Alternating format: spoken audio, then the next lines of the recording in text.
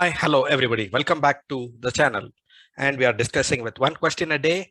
And the question today that we are going to discuss is innervation of salivary gland, a very important questions. The nervous control over the salivary gland, not the mechanism of salivary gland salivary secretion, but innervation, how the salivary gland is innervated.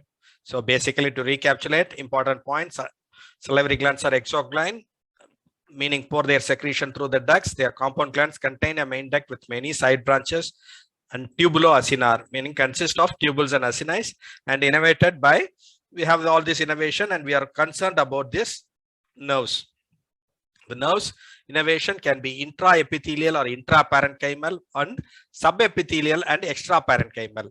Intraepithelial or intraparenchymal are located between the cells of the acinar, like in submandibular and minor salivary glands, or subepithelial or extraparenchymal, present below the cells and above the basement membrane. Example in parotid glands. So in either way, we have intraepithelial, intraparenchymal, or subepithelial or extraparenchymal. That is the main nerve innervation. And how this works is first the diagram. We have the superior salivary nucleus and inferior salivary nucleus in the medulla oblongata, and it involves the superior salivary nucleus via the geniculate ganglion, passes through the or interacts with the facial nerve as the cauda tympani nerve, passes through the joins with the lingual nerve, and passes through the submaxillary or submandibular gland as well as the submaxillary gland, sublingual and submaxillary gland. In the thoracic segment, the glossopharyngeal nerve, the sympathetic fibers pass through the superior cervical ganglion to reach both the submaxillary and the sublingual gland. A part of it also goes via the to the parotid gland also. Next, we have from the inferior salivary nucleus, we have the passes through the tympanic plexus via the tympanic branch of ninth nerve, then to the lesser superficial dorsal nerve, to the aortic ganglion, and to the parotid gland via the auricular temporal gland. So we have both sympathetic and parasympathetic innervation of salivary glands, of either all the salivary glands. And what is the significance of this double nerve supply? It is because it gives a better control. One of it is concerned with the secretion of fluid and salts. The other is responsible for the organic material that is present in the saliva. And the differences in action of these two sets of nerve innervation is attributed to the difference of action of the glandular cells, while some others say, no, it is via the blood vessels that these actions are mediated, because they say the sympathetic nerve trunk carries the vasoconstrictor fibers, producing a vasoconstriction of the blood vessels supplying to the salivary glands, causing less amount of saliva, leading to a thick ropey saliva, whereas the parasympathetic nervous system carries the vasodilation fibers for the blood vessels, and that results in a vasodilatation to the blood vessels and thereby to the gland, which subsequently increases the amount of saliva, causing a thin, serous or fluid saliva. The types of reflex that stimulates the salivary gland are directly from the mouth, the taste sensation. The taste sensation from the esophagus, that is the esophageal salivary reflex. Then the stimulation from acid, gastrosalivary reflex. Then from other viscera. The example is the placental reflex. In pregnant women, the fetus and the pregnancy status by itself can increase the salivation and demand. So the other viscera also stimulus. So the type of reflex that stimulates salivary secretions can be from the mouth, from the esophageal salivary reflex, from the gastro. From the gastric means even with the taste of smell, that reflex.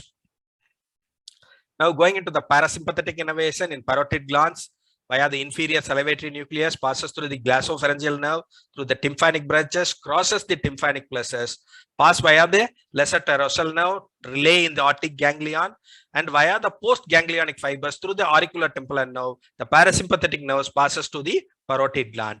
In the submandibular and sublingual nerve, the parasympathetic innervations begins in the superior salivary nucleus, passes through the geniculate ganglion along the facial or the seventh nerve, pass through the cauda tympani, joins the lingual and relay in the submandibular ganglion.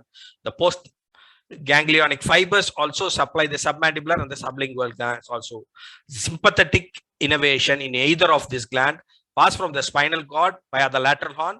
The post-ganglionic fibers of the superior cervical ganglions supply all the salivary glands. So again, repeating, the sympathetic innervation of all the salivary glands originate from the T1 spinal cord level along the lateral horn at the postganglionic fibers of the superior cervical ganglion via the glands pass through the all salivary glands.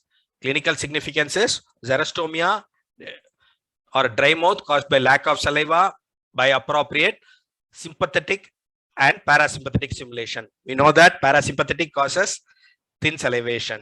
If there is no parasympathetic stimulation, you will get a thick saliva.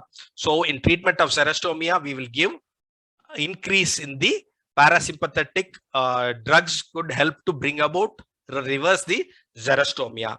The sympathetic makes it thick. So in cases of talism, where there is excess amount of saliva for a lot of reasons, including syndromes or side effect of drugs, we have to use sympathomimetic or sympathetic stimulating drugs to reduce the saliva. So that brings us to an end on the discussion of innervation of saliva. The diagram is very important, and I would say condensation of the diagram into this flow chart will be more helpful. Parotid, how parasympathetic, how sympathetic works. So very important question from exam point and clinical point of view. Stay connected with this channel. Happy learning till we meet again.